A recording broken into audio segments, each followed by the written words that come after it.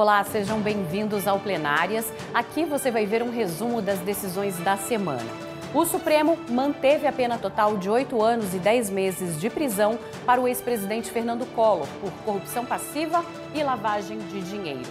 Começa o julgamento da chamada ADPF das favelas, que discute as operações nas comunidades pobres do Rio de Janeiro e pede medidas para reduzir as mortes provocadas por policiais. E a exposição, o STF mudando a vida das pessoas, que mostra como as decisões da Corte interferem no nosso dia a dia.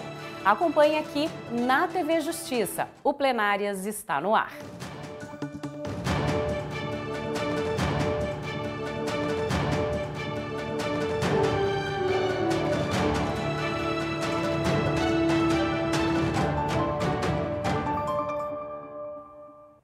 Eu sou Flávia Alvarenga e, junto com a nossa consultora jurídica, nós vamos mostrar os destaques da semana. A Karina Zuccolotto está com a gente no estúdio. Karina, oi, muito obrigada pela sua presença. Karina, essa semana a gente teve recurso para tentar reduzir uma pena e também sustentação oral a respeito da ação das favelas. Exatamente, Flávia. Essa questão das favelas, da redução da letalidade da polícia no estado do Rio de Janeiro, não é algo inédito no Supremo Tribunal Federal, porque isso já veio ao plenário outras vezes em caráter de pedido de liminar. Agora, os ministros devem decidir o mérito dessa questão e efetivamente buscar soluções para que essa redução aconteça definitivamente. Então, tivemos sustentações orais, o julgamento foi suspenso para, em outro momento, os ministros poderem lançar os seus votos. E a confirmação da pena do ex-presidente Fernando Collor de Mello, em que os ministros afastaram qualquer alegação de omissão ou dúvida, obscuridade, no acórdão do ano passado que condenou o ex-presidente. Tá bom, obrigada. O Supremo Tribunal Federal foi alvo de um ataque à bomba na noite de quarta-feira, logo depois da sessão do plenário. Na abertura da sessão de quinta, o presidente da Corte, ministro Luiz Roberto Barroso, condenou o ato, fez uma reflexão sobre o que está acontecendo entre os cidadãos, criticou quem quer perdoar sem antes condenar. Vamos ver a reportagem do Pablo Lemos. O presidente do Supremo Tribunal Federal, ministro Luiz Roberto Barroso, abriu a sessão com uma fala institucional, que, segundo ele, não gostaria de ter que fazer.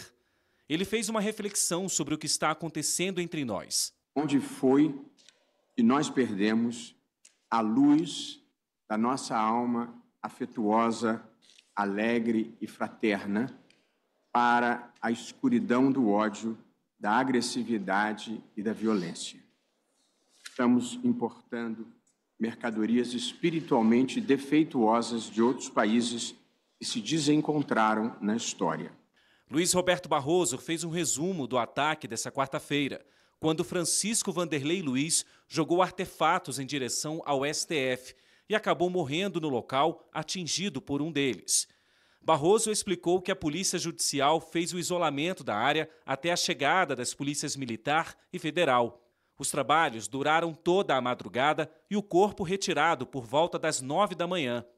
O episódio dessa quarta-feira, segundo o ministro, se soma a outros já registrados no país nos últimos anos.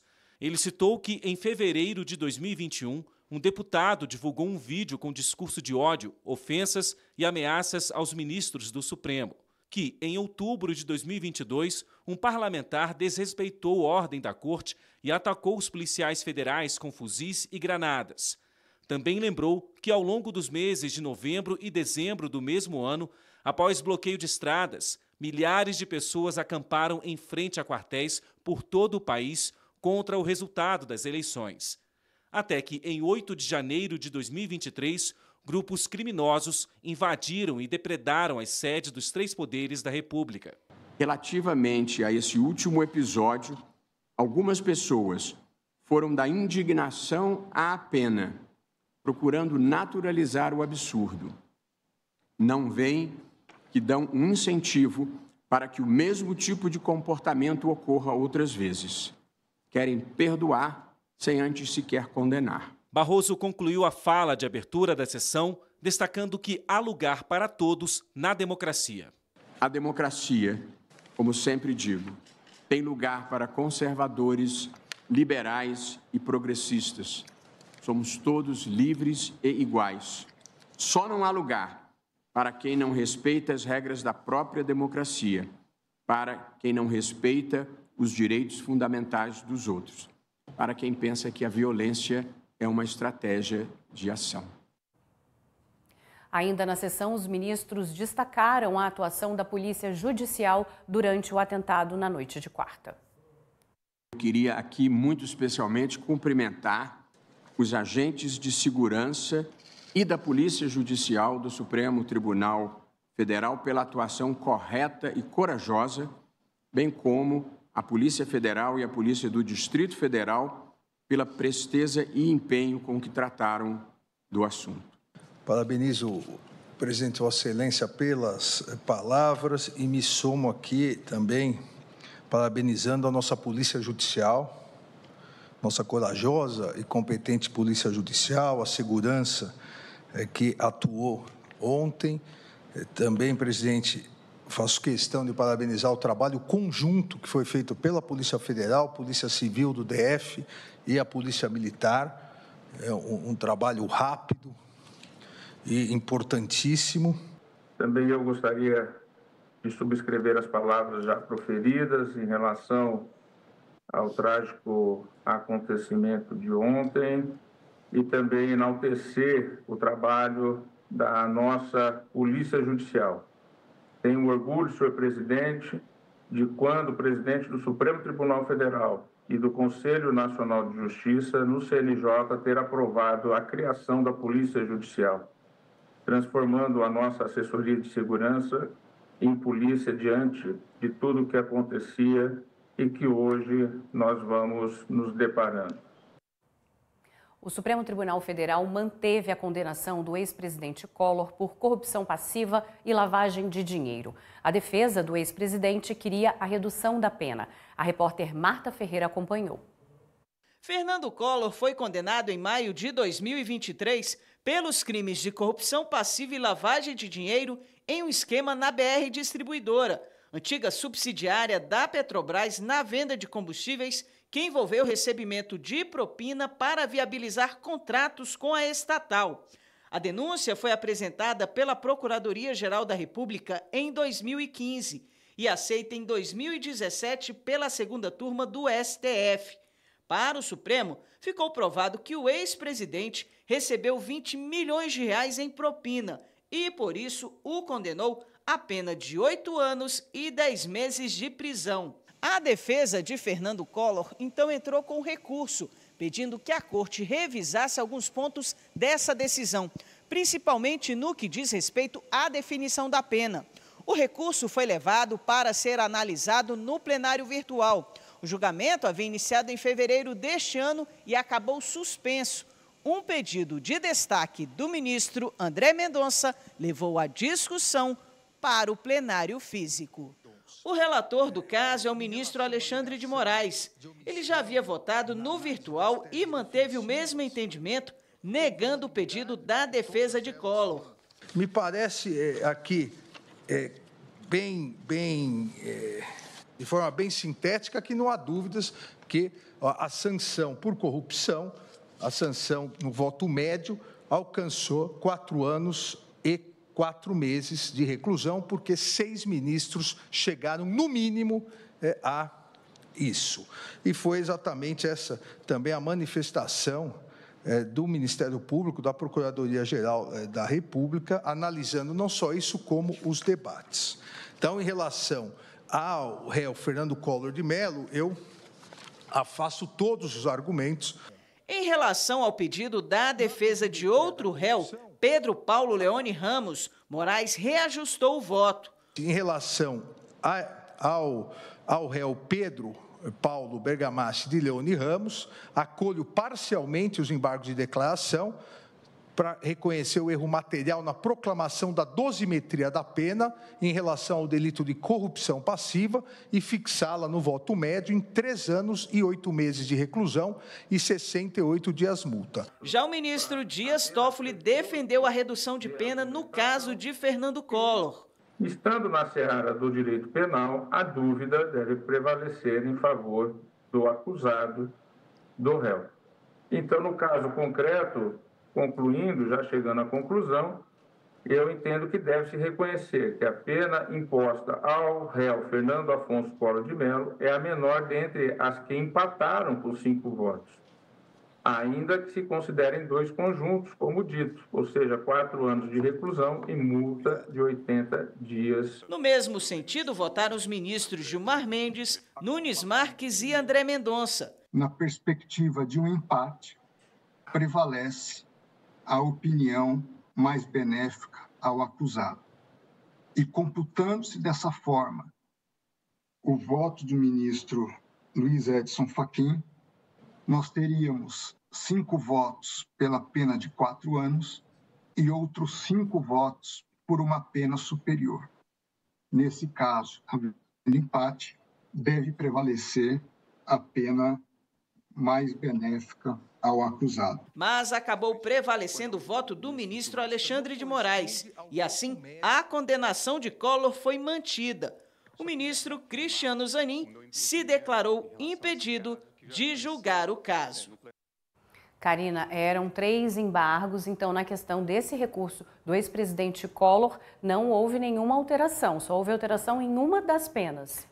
Exatamente. O ministro acabou mantendo o entendimento de que não havia, como eu disse no início, nenhuma omissão ou nenhuma dubiedade, obscuridade, dúvida na proclamação do resultado e com isso manteve a condenação do ex-presidente. Apenas em relação a Pedro Paulo Bergamassi, o ministro deu parcial provimento para reduzir um pouco a pena por conta de um erro que teria havido no momento da proclamação do resultado em relação ao cálculo da pena, o que ele chamou de dosimetria dessa pena.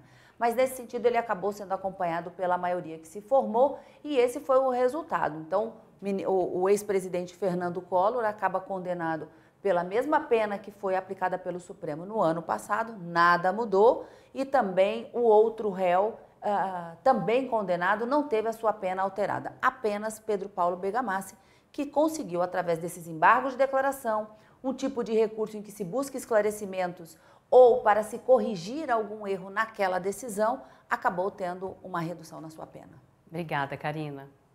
E no próximo bloco começa o julgamento da ADPF das favelas. A ação pede medidas para reduzir as mortes provocadas por policiais em operações nas comunidades do Rio. E uma exposição sobre como as decisões do Supremo influenciam a vida de todos nós. O nosso intervalo é rápido, a gente volta já já.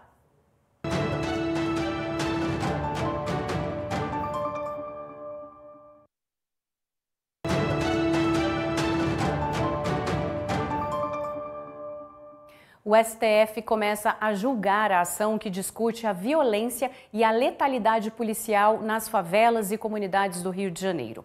Na sessão dessa quarta, foram feitas as sustentações orais.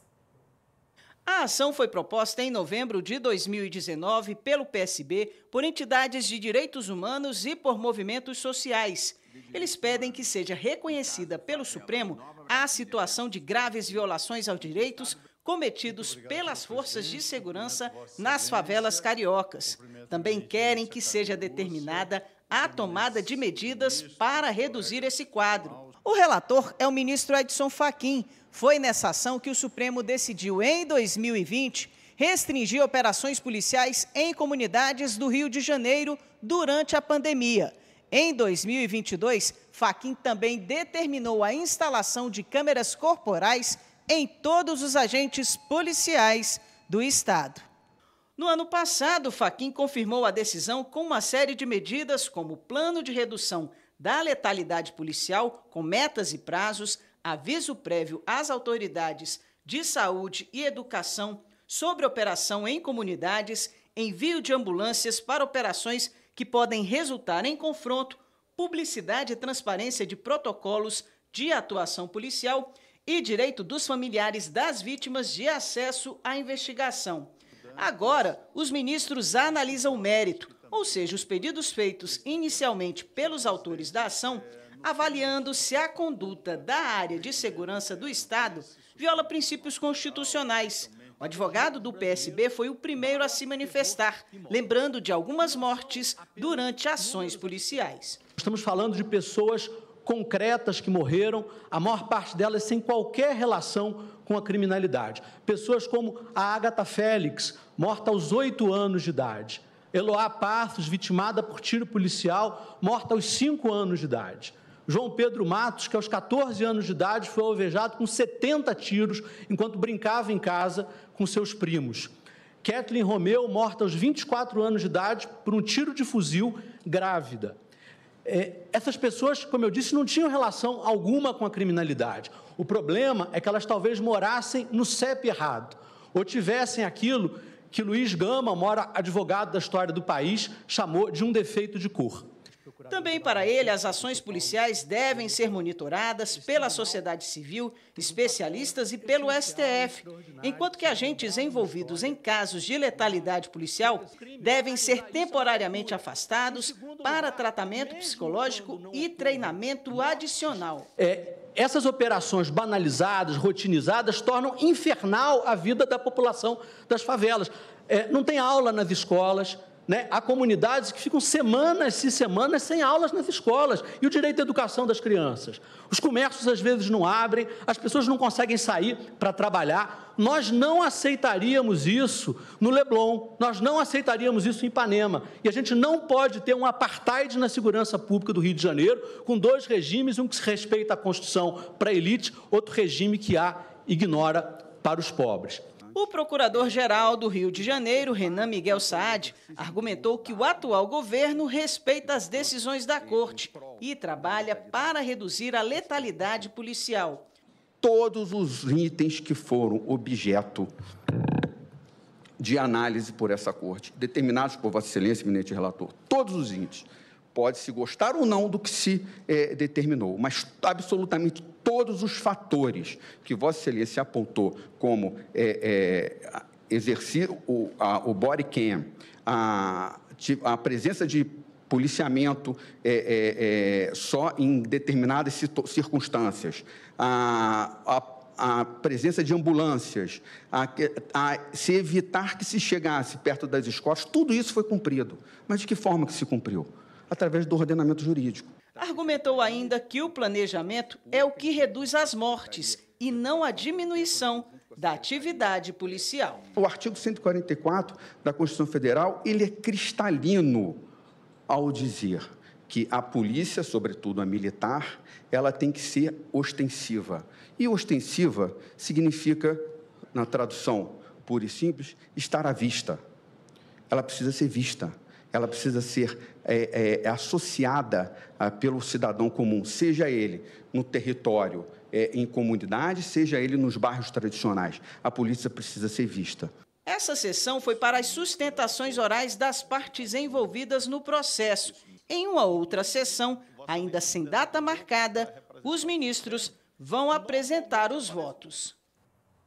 Essa sustentação oral contou com mais de 20 manifestações entre Defensoria Pública, entidades e associações de moradores. Karina, como todos esses argumentos podem ser usados, devem ser usados na hora da avaliação, da análise e do voto dos ministros? Olha só, Flávia, todos essas manifestações, sustentações orais, desde quando houve, inclusive, audiência pública, em que também esse tema foi trazido aqui no Supremo Tribunal Federal, um tema complexo, é possível que os ministros tenham acesso à íntegra dessas manifestações para construírem os seus votos. É uma questão complexa e, em razão dessa circunstância, o ministro Luiz Roberto Barroso criou esse novo mecanismo de julgamento em 2 etapas, justamente para que, em um primeiro momento, os ministros possam ouvir as sustentações orais e, quando a gente fala desses argumentos trazidos pelos chamados amigos da corte, ou amiticuri no plural, como a gente sempre ouve,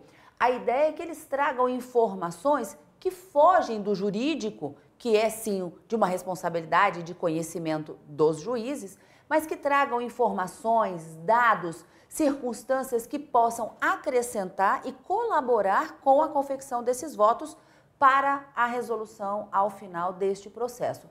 Uma questão, como eu disse, complexa. Neste primeiro momento nós tivemos as sustentações orais, a leitura de um relatório minucioso feito pelo ministro Edson Fachin, dizendo quais foram as medidas em caráter liminar que já foram tomadas, como, por exemplo, a determinação de que a segurança pública no estado do Rio de Janeiro colocasse câmeras na farda dos policiais e também nas viaturas, mas que isso tem que ser resolvido agora no mérito. Então, em um outro momento, já com essas informações colhidas, os ministros devem apresentar o seu voto em data a ser designada pelo presidente. Tá bom, obrigada. O ministro Luiz Fux, do Supremo Tribunal Federal, determinou que o governo adote medidas para impedir que os beneficiários do Bolsa Família usem o dinheiro do programa para pagar apostas online. A decisão tem efeito imediato.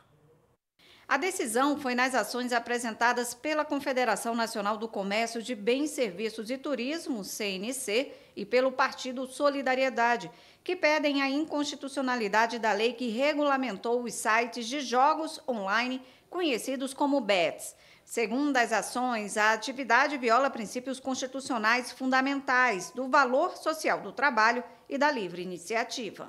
Na ação, a CNC e o partido alegam que a falta de políticas e regras bem definidas sobre as bets tem levado grande parte dos brasileiros à compulsão pelo jogo, fazendo com que usuários fiquem superendividados, principalmente idosos e pessoas mais vulneráveis socialmente. A ação destaca ainda a falta de controle sobre o acesso de crianças e adolescentes a esses jogos. O ministro Luiz Fux, relator das ações, realizou audiência pública e ouviu representantes de diversos setores sobre o assunto. Um dos pontos destacados foi um levantamento do Banco Central que aponta o gasto descontrolado com as bets.